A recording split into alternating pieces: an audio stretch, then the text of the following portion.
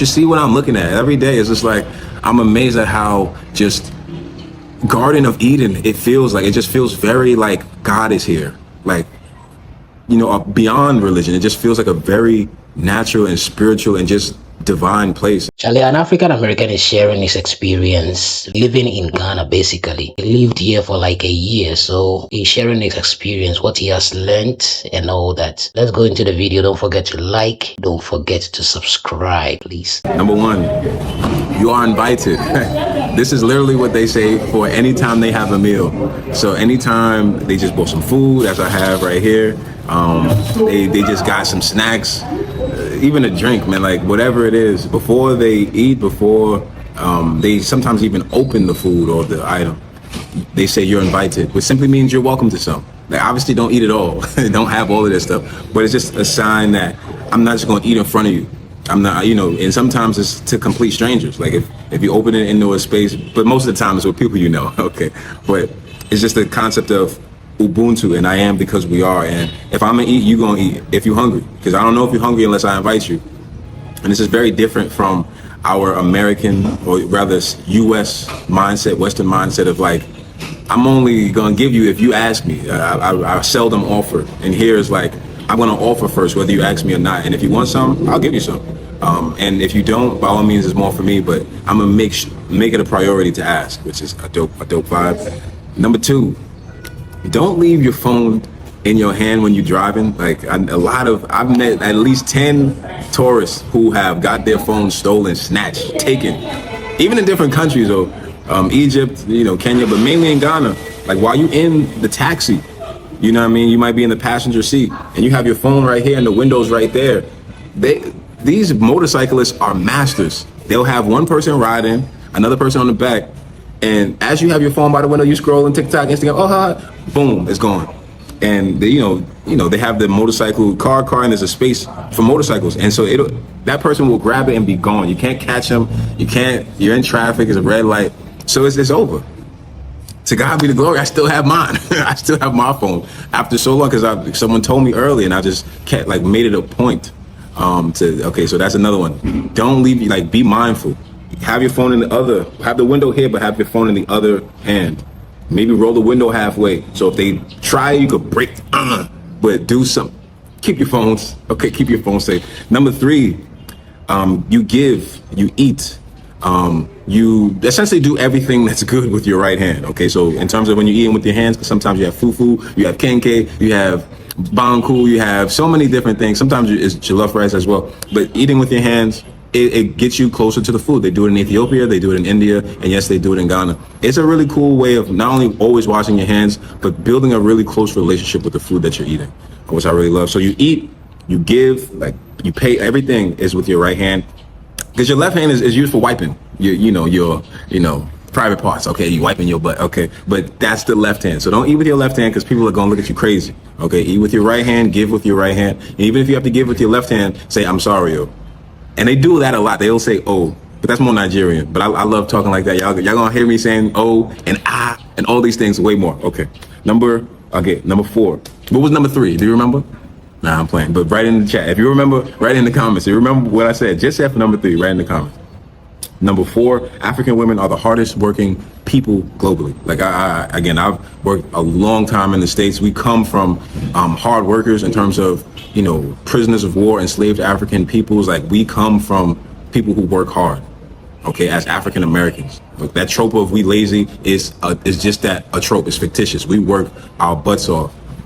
And then, I'm gonna be honest, people of the Mexican, Latino persuasion, they really be, they right there with us. So sometimes they be outworking us, sometimes we outwork them, but they work just as hard as us, and sometimes more. Like Mexican people, like much credit to them. And then the African women that I've seen out here, the Ghanaian women that I've seen out here who will have a baby on their back, bags in their hands, and selling water, being in a hot sun day in, day out, and you have like a big 10-gallon tub of bottles of water that you sell while you have your baby. Like, yo, just incredible strength I have not ever seen. You know what I mean? Like literally, I saw she had a baby on her back, like 2 containers full of like beverages, and then like 3 stacks of them on her head, and she just walking.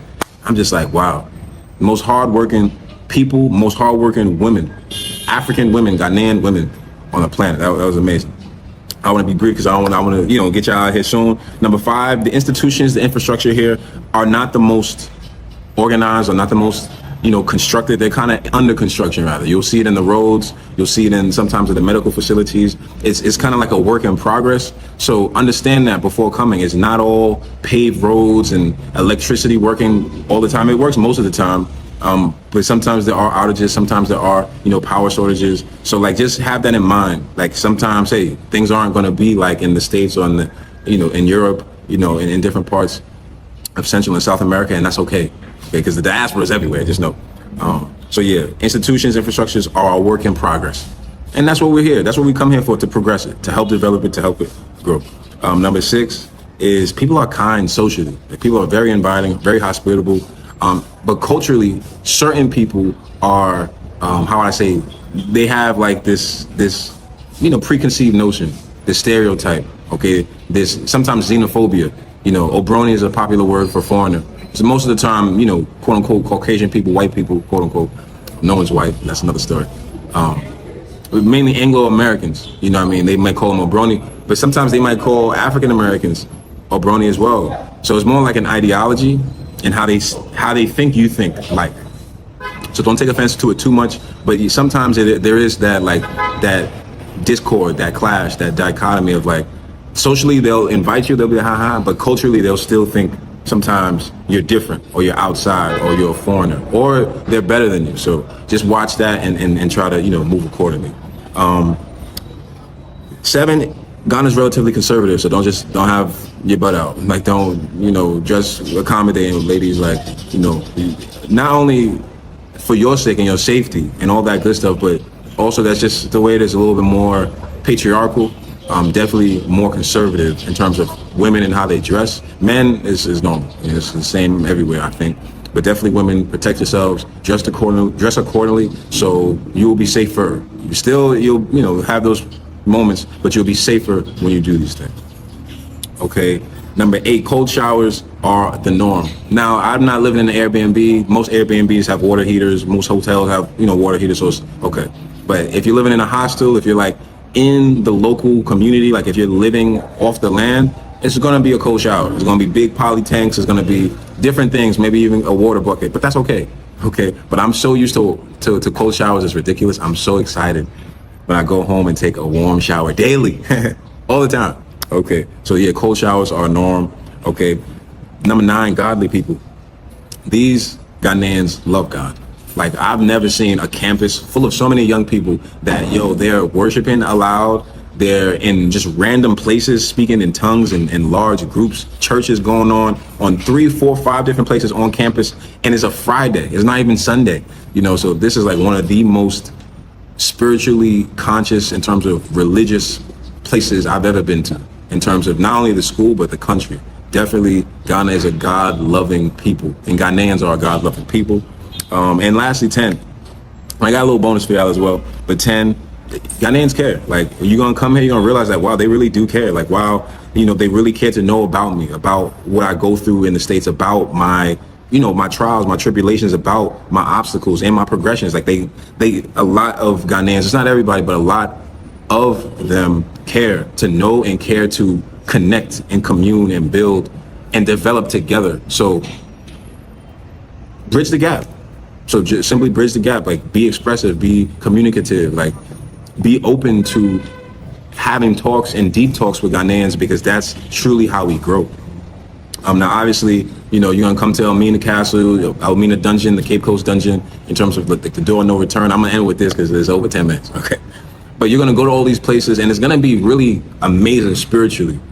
Just understand that it's Ghanaians who found or saw the need to restore these spaces, sometimes for economic gain, of course, but also with an understanding of Kwame Nkrumah and his devotion and his path and his mission to always remember the diaspora and for Pan-Africanism and for unity for all of melanated African descendants, okay? Last one, it's a bonus. It's beautiful. Oh man, it's just so beautiful. From the people to the food to the land. Like, you should see what I'm looking at every day. It's just like, I'm amazed at how just Garden of Eden. It just feels very like God is here. Like, beyond religion. It just feels like a very natural and spiritual and just divine place. And like, I don't care who you are or how long you've been living, you come here and it's a different kind of nature. It feels like older. It feels like these are like the first trees, the first grains of sand, or the first specks of dust, first blades of grass. Like it just feels very much like a blessing to be here. He was talking about we inviting people like when we are 18 and all that. Charlie, this thing has become part of us. So if somebody is closer to you, you cannot be eating and just not invite the person. Like, we see it not to be courteous enough, you understand? So we will invite you. We know that maybe you will say no, but we will definitely invite you. If you also want to, you can join, you understand? It's something that is part of the culture. So yeah. And he talking about the cold showers, Charlie. The cold showers, they're generally, yes, but our mothers, if they want, maybe the weather is like very cold and like they need hot water, they will boil it with their pan, like the cooking pan. They will boil it and mix it up with cold water or warm water. Then it will balance. Then they use it to bath. That has been the thing since, when things started changing, that's when we saw these water heaters and whatever. And people now, when they are building, they bring in some of these things. So in case if they need hot water, they will just, but Charlie, those days they will boil it and mix it up with cold water or warm water. Then Charlie, they are good to go. They will use that to bath in their bucket and all that. So Charlie, that's how we also used to do that. And when it comes to that Christianity thing that he was talking about today, Charlie, Ghana, when you come here, churches are everywhere, every corner. It's a predominantly Christian country, so it's obvious that you will see certain things like this every corner. So like when it's Sunday, almost everywhere is quiet. Almost everywhere is quiet. So that's how the country is. Yes. Thank you so much for watching.